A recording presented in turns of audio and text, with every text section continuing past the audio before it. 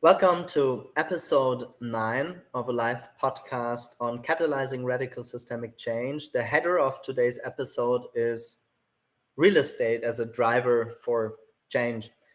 And as we all know, real estate, why should it be a driver of change? Because if we look at the facts, often actually real estate, is massively also a cause of the problem. If you look at the housing crisis, the affordability crisis, and of, the rising prices of real estate that make it like close to impossible for normal citizens to like buy property in like a city like Berlin. So I'm curious today to double down on a couple of examples, touching like Holzmarkt a tiny bit, Malzfabrik, and then take a bit a look into the future of what might be developing in the next couple of years, just 50 minutes train ride from Berlin, where is a project that's called Havelfabrik. So yeah, welcome, Frank. It's really my honor to have you as a guest. And I think a good start is why real estate? What fascinates you so much about real estate? It's now a couple of decades, that you're working in the field. And I think the easiest example to understand what you're doing differently from a lot of real estate, like mainstream real estate developers, is when you give a brief sketch of your biography and then really just give these examples of, like I said, Holzmarkt and Malzfabrik, to give the people listening or watching the video like a taster of what is it that you're doing differently to like enable real estate to be a driver of change.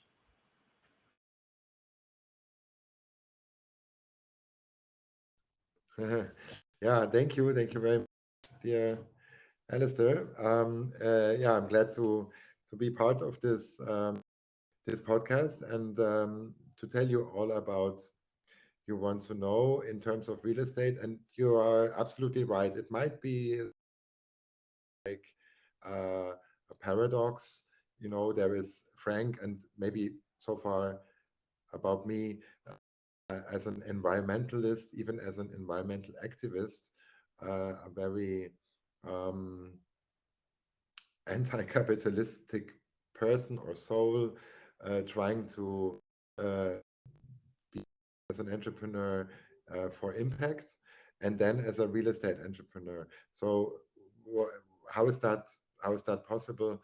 Uh, and since the field of real estate is a very, per definition, let's say, capitalistic field where you add and create value in terms of buildings and building permits and buying and selling in the market, also leveraging stakes in the bank system, as we all have seen, or also especially before the last real estate crisis. And I took myself out of that and away from that, not because I would particularly dislike money or making money, but because I was searching for the impact. And in these terms, in this perspective, I think real estate is not, or cannot be, in the one hand, a driver of change, as you said, but it can be the home for change. If you stop thinking that you actually possess real estate, you might be the owner, a legal owner of real estate and of a property. In my world, we cannot be the possessor. It's a German word um, that distinguishes ownership from possessing of estate. And if you take these two terms apart, you already have to, because it's very important to think private property, and because it's a private property, it's not yours property, not your property. That's the basic philosophy behind our project, and this is the reason why it works. I came to that over the years from real estate investment and portfolio management, and exactly the field where we try to be very transparent, which we thought was social, try to have, to follow on shareholder value for our investors, which is nice for the investors. But at the end, it's making the rich richer, and in many ways, maybe too rich, because there is profits that are so far above making sense, just because the market became smaller due to increase of demand. That's making these profits. These to the and to the people using it, and to the community, and to the city, or to the plants, depending on what you own. Let's maybe start in 2005, when you acquired like Malzfabrik. So just for reference for the people, Malzfabrik is a pretty big chunk of property that Frank and others acquired in 2005 and developing since. And what I find interesting is like when you visit the place, I think you can like literally feel the spirit, or also when you click on the digital avatar and read about like who is actually working there, how is it looking. And I'm just curious, what are your like main learnings with Malzfabrik in the south of Berlin to, yeah, to understand deeper what the place wants, maybe what the soul of the place is, what is the culture you're building, what are the people who are like working there, yeah, and maybe also why you're doing what you're doing. And because I mean, it's 17 years of a lot of effort, a lot of, yeah, sweat and tears, so to say, to develop that project in a different way than you could have if you were just looking on the profit side.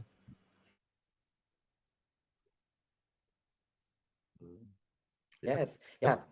The first, Thing is really a very personal question. I already mentioned a little bit, what's your position towards making money? Is it important? Uh, and it's not to us. And that's a radical position. So out of this position, we look at the property, you're right, which we acquired in 2005, shortly after we entered the German and Berlin market with investments. And then, thanks to the Malzfabrik, which is about 50,000 square meter foot site for mold production. Malzfabrik means mold factory. So you have barley that has been turned into mold by a big brewery at the time. Molds, listed brick buildings in the early 20th century, from 1914, during First World War, basically. This site. So it has a beautiful and or stunning history on the one side, and then you feel into these walls and think of what might come and emerge out of it. What does it want to give birth to?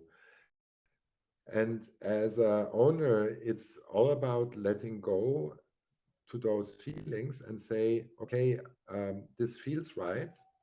It's a place for artists, it's a place for creativity, it's a place for workspace, it's a commercial space with life quality.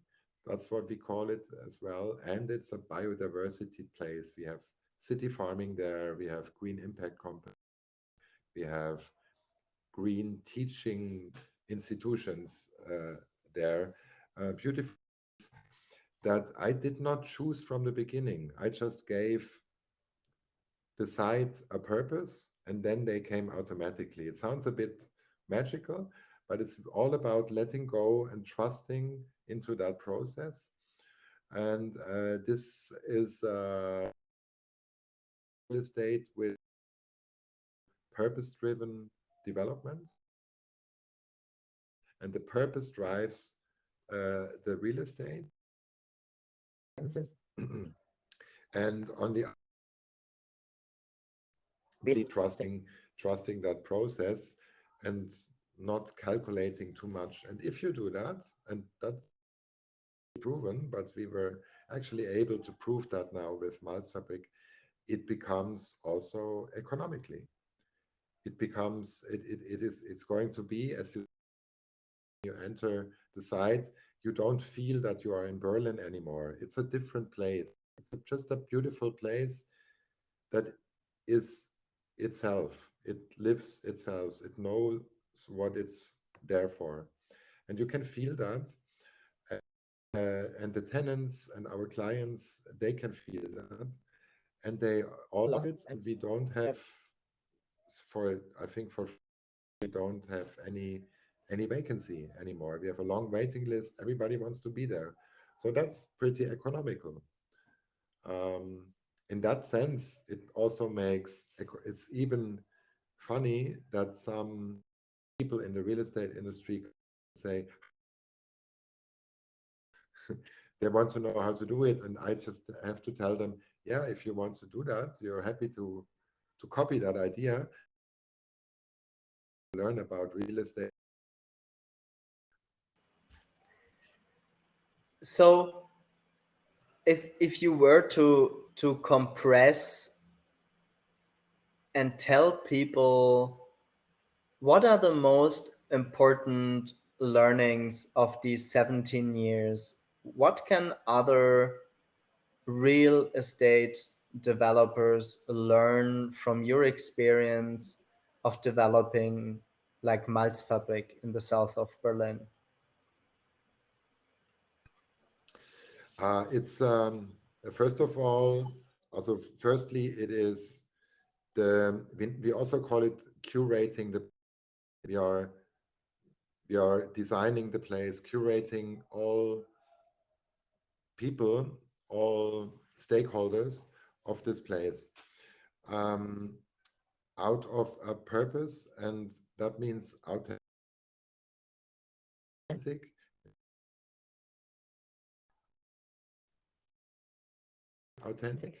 just no compromises on what the site is, on what Malzfabrik is. So it needs a little bit of courage, maybe, to really do that, because you need money or because people think you're crazy, or I don't know. So you have to be straight. And the second thing is really patience and a radical commitment into your decisions. When you say, okay, this space is going to be or whatever, you build spaces without leasing costs. Typically, it's much harder to finance that, but you build it because it's the purpose of the building, and then you get a much better music studio, for example, and then you can lease it to any musician, because it's the other way around. It needs a bit of courage there and patience of believing into your decision to really do that, and then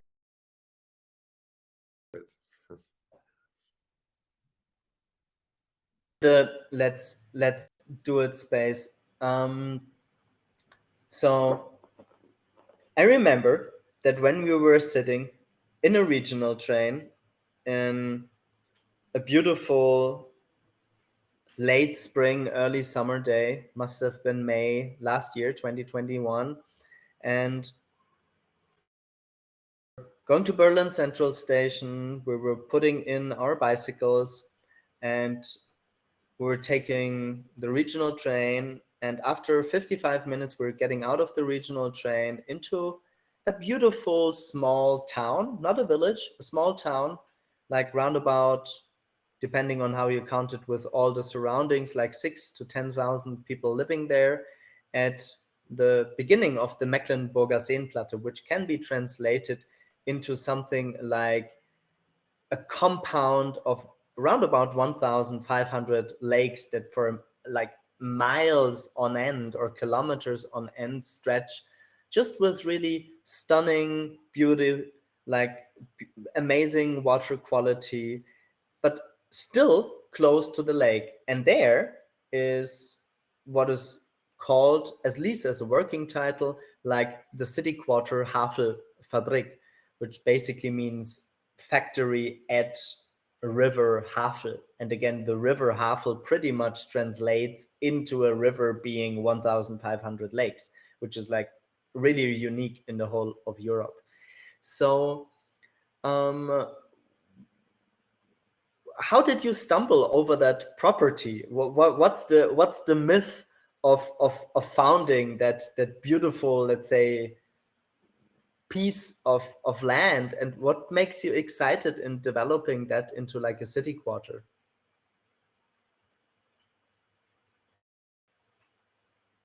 Right. Maybe we just had a small break because of the connection, but I understood. I stumbled and how we started. And I still have to figure out the right story for our legacy in the future to tell. So I don't know if I want to tell you the simple truth, but the simple truth actually is I was houseboating with friends, and in the morning I stood up to take a swim, jump off the boat, and I saw this beautiful skyline of this wonderful old mill factory, cattle food mill factory, as it was used. The site we bought last year in Fürstenberg, and it's an abandoned factory with silos in the middle of this beautiful nature environment, the forests and the lake, the Röblinsee lake. And I thought, wow, what a beautiful site. Of course, as a developer and a Malzfabrik owner, I was in love instantly. And then we were very lucky to talk to them, to convince them to hand this property over to us, even to work with us on our future project. Um, but yeah, that's the other coincidence that happens almost a year later, where we had the first meeting. Know if you need to work on the legacy, because if I were to think about storytelling or producing a trailer or working on a social media campaign, I mean, what more beautiful storyline could there be that Frank Sippel, a beautiful soul and a seasoned real estate developer, is in a vacation mode on a houseboat, takes a swim, and sees the property that he bought a year later with the same people who owned it and convinced them to develop it in a different way. So when we look at the, let's say, small city scale of Fürstenberg an der Havel, obviously such a city quarter which will attract different people, a different level of, let's say, resonance, more like, let's say, urban people, more digital nomads. How are you enabling that this beautiful piece does not become just a means of speculation? So how are you structuring the development on site in Fürstenberg at the lakeside in a way that ensures that really Fürstenberg as a whole and the people also living there, yeah, are woven into the concept? Yeah. Well, first of all, consider that usually, I mean, consider how the industry thinks, and we really try to think differently. And like it is with us humans, we always fall back into our mind space and forget our heart space. And if you think of the property as I found it, It is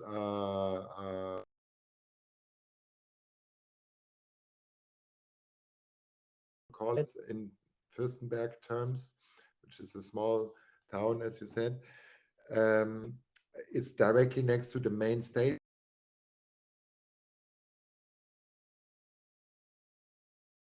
looking into the woods, beautiful trees and nature.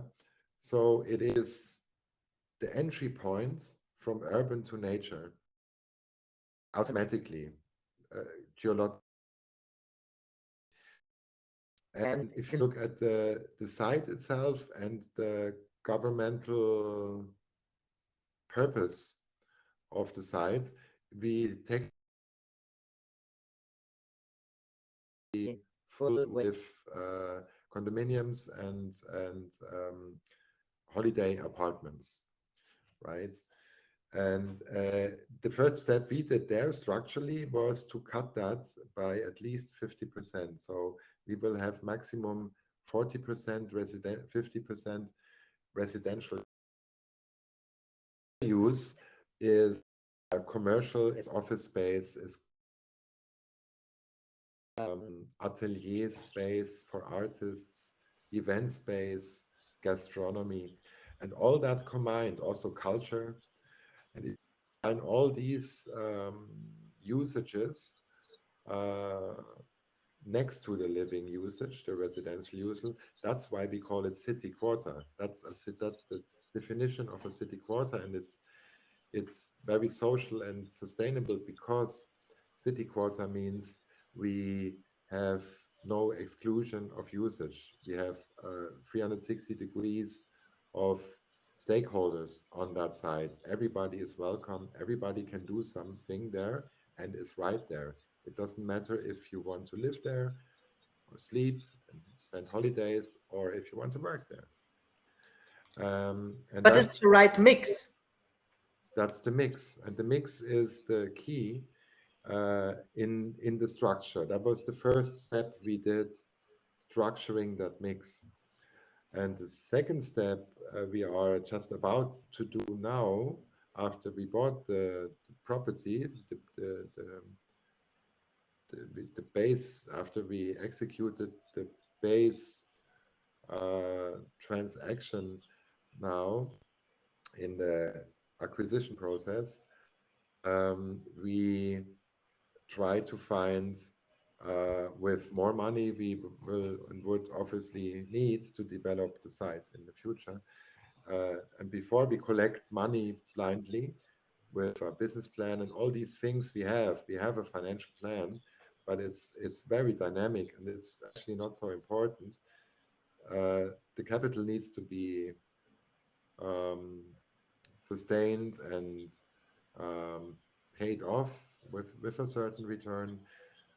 But we are looking for structures that allow the property really to be healthy, project really to be healthy, and windfall profits, outputs, huge market developments in terms of value. Most of that money or value we want to keep in the site. We want to use it to reduce certain rents for people in need, or to build arts installations or kindergartens, whatever is the right investment. That's more or less non-for-profit, to create that city responsibility as well with the city mix. So all these things are being combined, and that's where we're working on right now. Different structures you can cut the possibility to make money. That's quite simple.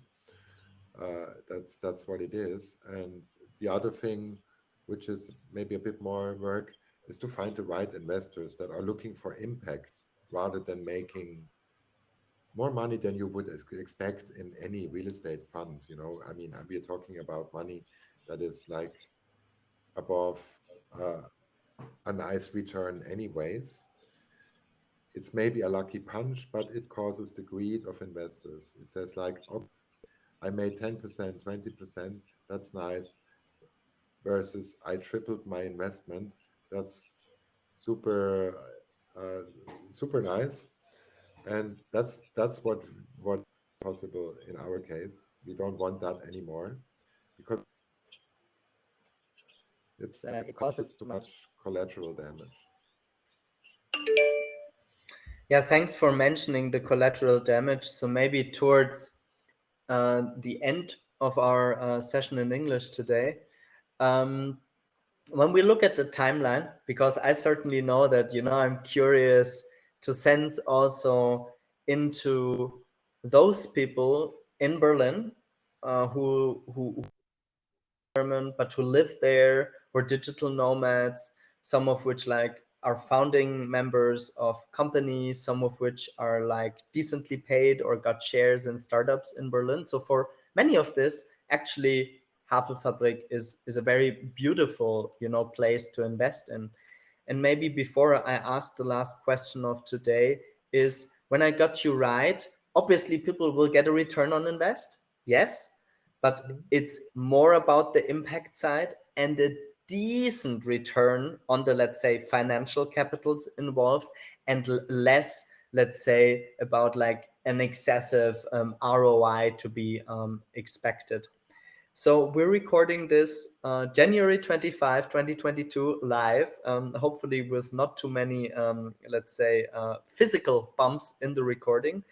Um, what is the right time that people, should get involved? I mean, they can sign up to the newsletter, but imagine people listen to that podcast or they click on the website, like I think it will be like towards the second half of the year, right? That there will be like an investment proposal out there. So we're really just collecting the interest of the people, and then towards the Q3 and Q4 of 2022, there will be like a more properly, investment proposal that is possible to hand out.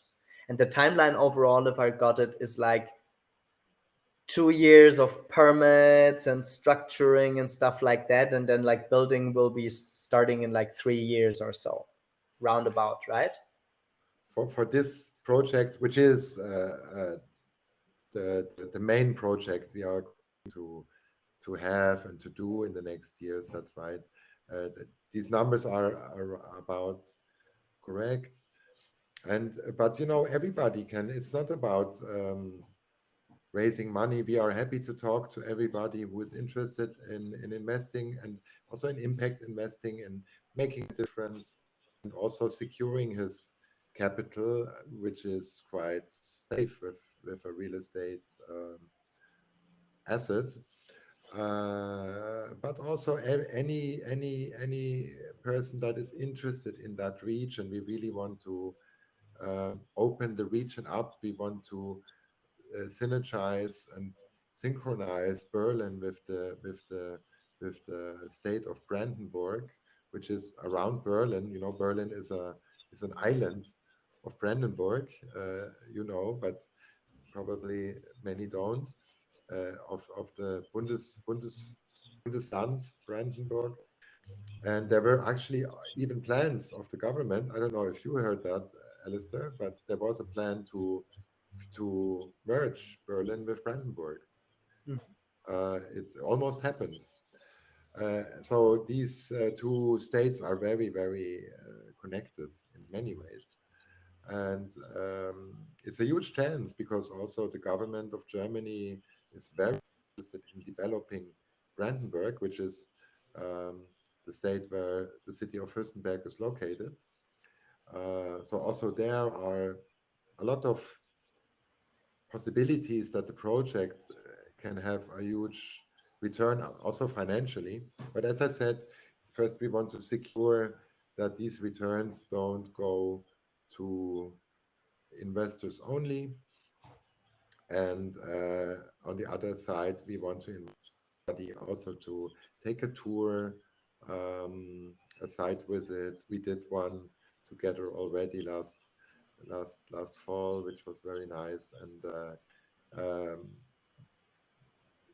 because we need that impact. We want to get input from everybody, what they think, and maybe we, you know, we even pick that one sentence of one of these side tours.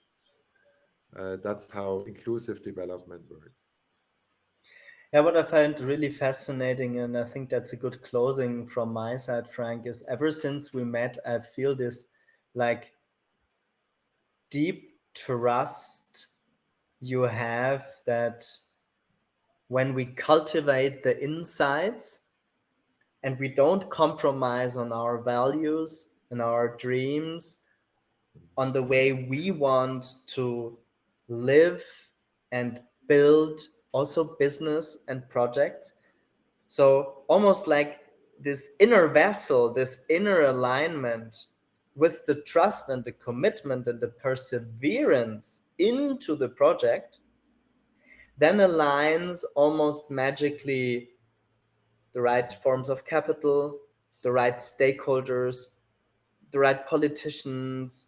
It makes truly magic happen because it feels almost like after 17 years with Malzfabrik, now an even bigger project and a lot of responsibility to like build like almost like a city quarter where people work but also live, also have leisure time at such a beautiful lake.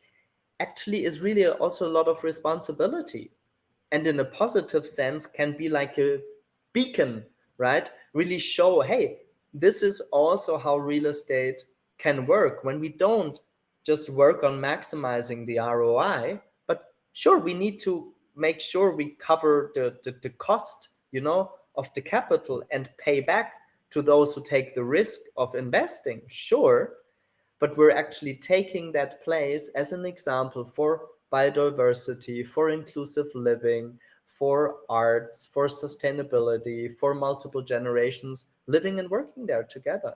So, yeah, maybe that was a little bit pathetic, but anyhow, that's some way, somehow, and somewhere the nature of my heart and my speaking. Frank, I would like to hand over to you with some like closing words. Maybe what would be your dream when you successfully develop that city quarter in the next, yeah, maybe up until 2030 or so? How would it look like? How would it feel like? Mm. Well, I couldn't say it better than you just did. All these things take outside, and seeing the joy in the faces of visitors in any form. I'm very, very grateful that I experienced exactly this already at the Malzfabrik project. I also observe it at the Holzmarkt project, which is beautiful and so lively. It's not, I have to explain at this point, it's not a project I am responsible for or I started for, but I'm partnering and I'm with that Holzmarkt project and I have some roles I'm happy to pursue uh, to help the site to develop the joy of using it and of living it. And this would be the nicest thing happening to me when we're done, basically in 10 years or so.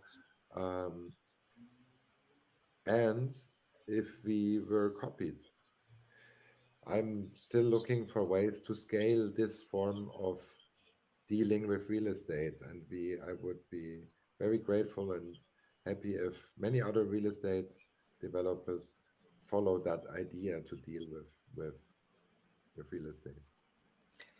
That's a good closing word. I got a riff of that though before closing the room because I already know now that in a couple of weeks' time, when you are again available, I'm super curious to connect a couple of international real estate developers from Mexico, from Canada, from the US, and the DACH region, so DACH region standing for the German-speaking countries of Germany, Austria, and Switzerland, to really almost sense into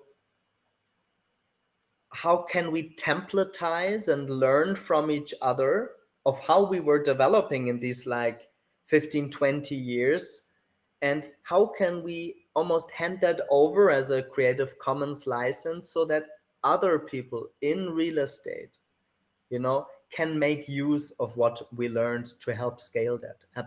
Absolutely. Frank, thanks so much also for the English conversation today. Namaste. Thanks so much, Frank. Thank you. Thank you. Ciao. Thank you. Bye.